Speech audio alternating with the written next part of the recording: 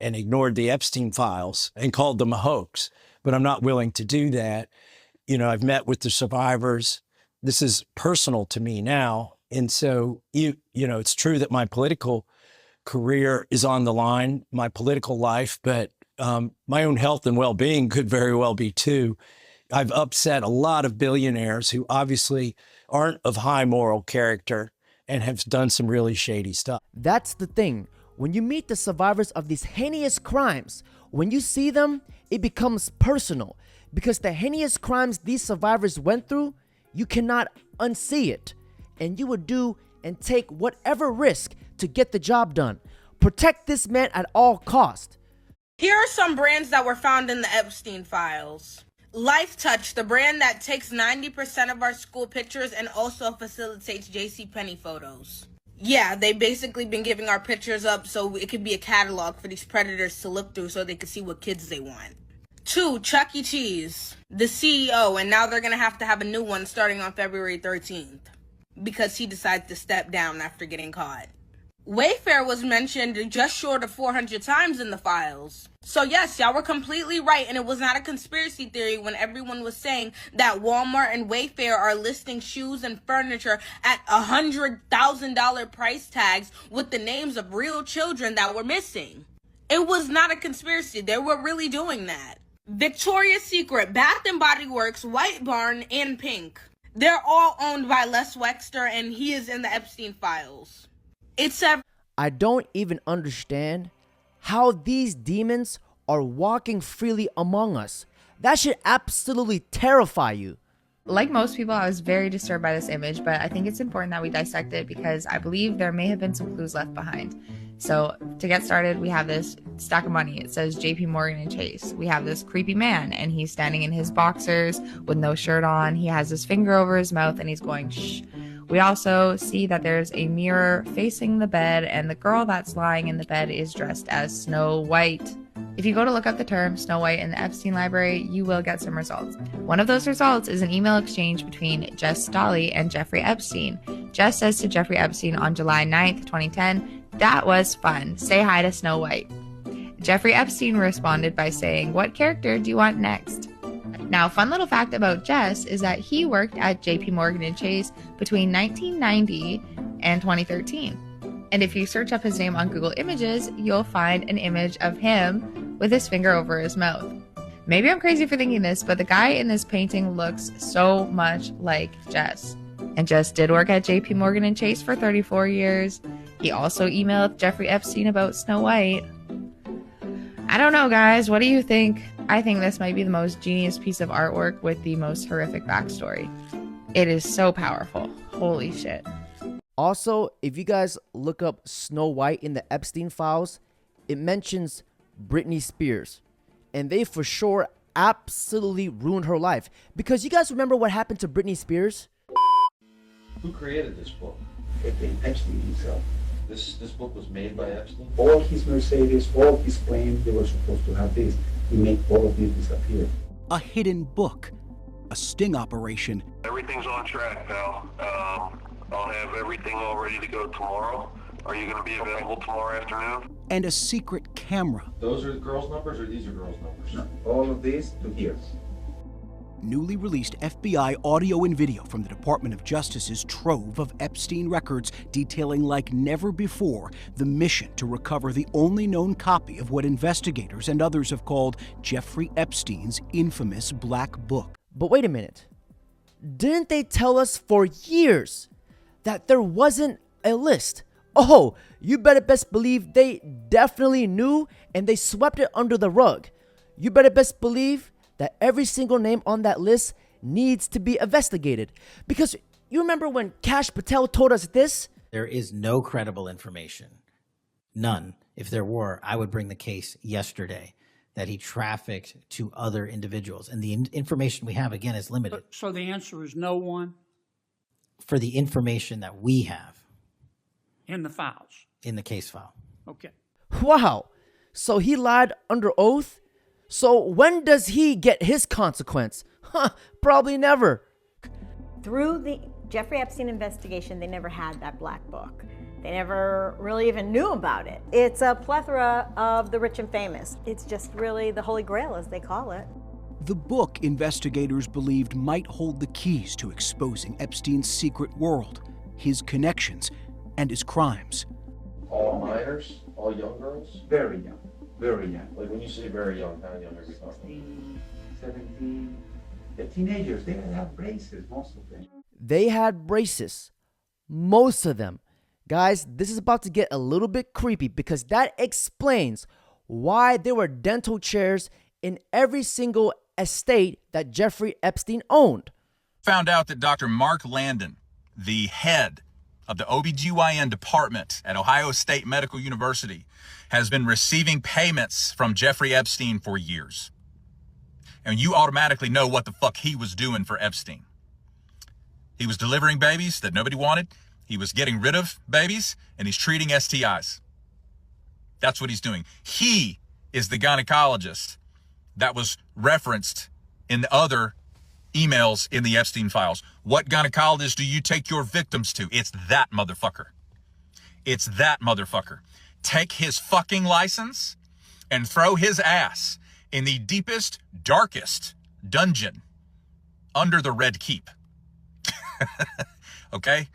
And just, you guys, I can't get my head around, as a healthcare worker, hearing that there are other healthcare workers in the world that would participate with such abject evil.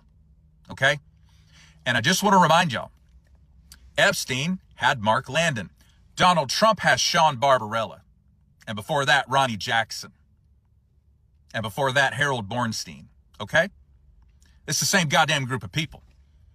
So a lot of people accuse me of, talking shit about Trump for no reason. I'm like, these people are surrounded by healthcare workers, licensed, board certified, fellowship trained, that are fucking liars. Okay? Thank you for your attention to this matter. This needs to be brought to the Ohio State Medical Board. His license should be revoked and pulled. It all started in March 2005. The Palm Beach police began their investigation on Epstein, looking into his scheme for sexual massages from young women after a 14-year-old girl reported to law enforcement she was molested at his mansion. ABC News covering it all in 2019 for a 2020 special. The Palm Beach police did a thorough investigation. They really had a lot of evidence. They did trash pulls. It was an 11-month investigation. It was intense. But Epstein caught wind there was going to be a search at his Palm Beach residence and devised a plan. Videos of the Palm Beach police search match what investigators also reported in their own documents. That monitors, keyboards, and printers were found, but no computers. Jeffrey Epstein was tipped off on the search warrant. You see the police video when they go into the house. The computers had all been removed. Newly revealed witness testimony from 2019 shows Epstein called one of his assistants, who he was also abusing, and directed her to remove not only the computers, but all the contact books in his house. Documents show in October 2005, Epstein told her to go to Palm Beach to meet someone to hand over the contact books and computers, and that Epstein ordered her to hand everything over to a private investigator. She was then directed by Epstein to collect all the contact books from his home in the Virgin Islands, and later to bring items back from the island to New York, where she was told to shred it in Maxwell's office, and the contact books from both residences then erased, or so they thought.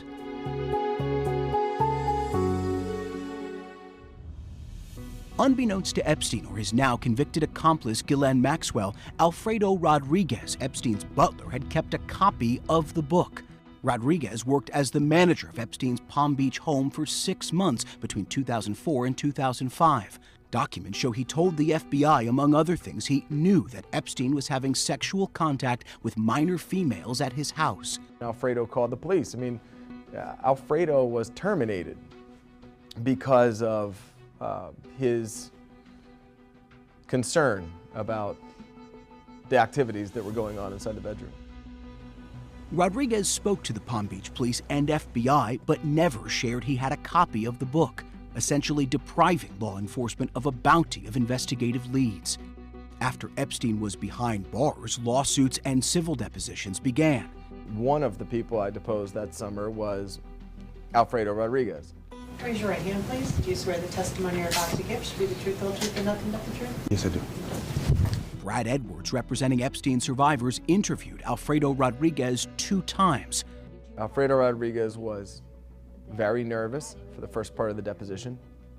You could tell he had more information than he was giving. He talked about, it's the Black Book. He talked about being fired and obtained some documents that had some of the names of some of the young girls that were coming over to the house. But he gave the impression in his deposition that he didn't know where that was. Rodriguez, desperate for money, saying no one would hire him, later asked Edwards for $50,000 in exchange for a copy of the book. I couldn't convince him that he needed to just turn it over. So I called the U.S. Attorney's Office and said, look, I have to report that a witness is holding a document hostage with a price tag of $50,000. A sting operation with the FBI was quickly launched to retrieve a copy of the book from Rodriguez. New video and phone calls show the exchange. I was going to tell you where to meet me. Okay, Gary, go ahead. Give me the address. There's a Hilton Hotel at the corner of Glades Road in Boca. I'm in room 118. No. The FBI didn't know nothing. The FBI just went through the files of Palm Beach Police Department, and they didn't subpoena me. The man on the right, an FBI agent undercover as Brad Edwards' associate. On the left, Rodriguez in possession of a copy of the Black Book. In the hour-long recorded conversation, Rodriguez tells the undercover FBI agent who to contact, circling the names of people he thought would have more useful information. I highlight in this book that I have access, crucial information. I put it into my handwriting, and also I compile a list of the people, a list of the girls in Palm Beach that were going when I was household manager. Okay, but what I took my time to organize this with stickers, and I see dates. All right, you will see a lot of important people here. Now, guys, this is where it gets very interesting, because isn't it interesting how this guy had the book with all the lists of the names, and then all of a sudden he just passes away a few years after? Definitely does not sound like foul play at all. The amount of famous names that were in that. Mick Jagger, Courtney Love, Prince Andrew, Fergie, just people from all over the world. President Clinton, President Trump. He wasn't president at the time, but Donald Trump was in there. And just so many famous people were in there. And though many names are listed, inclusion in the book is not evidence of any wrongdoing. In the video, Rodriguez calls out names of people he thought had information, including now President Donald Trump, who's denied any knowledge of Epstein's crimes. Of course, Donald Trump. Also mentioned so-called massage providers from everywhere in the world. The fact that the names and numbers of these girls, not only here but in other locations throughout the world, were contained in this book, he thought he needed to preserve that information. All right, let me get you your money, buddy. Okay, here. Shortly after that, when I guess they were supposed to give him the $50,000, he was arrested. It was uncovered to Alfredo that these were not Brad's fixers, this was the FBI. Fast forward to 2026 as Epstein survivors continue to call for transparency and accountability. While survivors have been exposed, abusers' names and contact information is redacted while our faces and stories are left on full display. If you are willing, please raise your hands if you have still not been able to meet with this Department of Justice. And the deceased sex offender's so-called Black Book is now held by the FBI. It's been used as evidence during civil litigation and in Ghislaine Maxwell's criminal trial. Alfredo Rodriguez passed away in 2015 at the age of 60. After holding on to Epstein's book for 5 years, he was charged with obstruction of justice and in 2012 sentenced to 18 months in prison, longer than Jeffrey Epstein would ever spend behind bars. 0 investigations, 0 persecutions, just lies upon lies. And guys, this just keeps getting darker. Like, how many more secrets are hiding in plain sight? And to be honest, Epstein was just an employee, not the ringleader. That's why he documented everything. The real mastermind is someone far more dangerous. There was an event with several Hollywood celebrities that the Epstein group was trying to rent out a venue to do a movie showing with these Hollywood celebrities long after he was convicted and served time in prison for being a pedophile. And so when I would see this, these are names everybody knows. These are movie stars. These are media pundits. These are billionaires. It's really unbelievable, and it's shocking what has gone on here. The other thing that's shocking is that the DOJ hasn't made a single arrest of anybody else except for, save for, one accomplice. And we all know that is not humanly possible. You can't have thousands of victims and only one accomplice. Somebody drove the car, flew the planes, somebody opened the doors, someone was the housekeeper. All these properties, there were witnesses.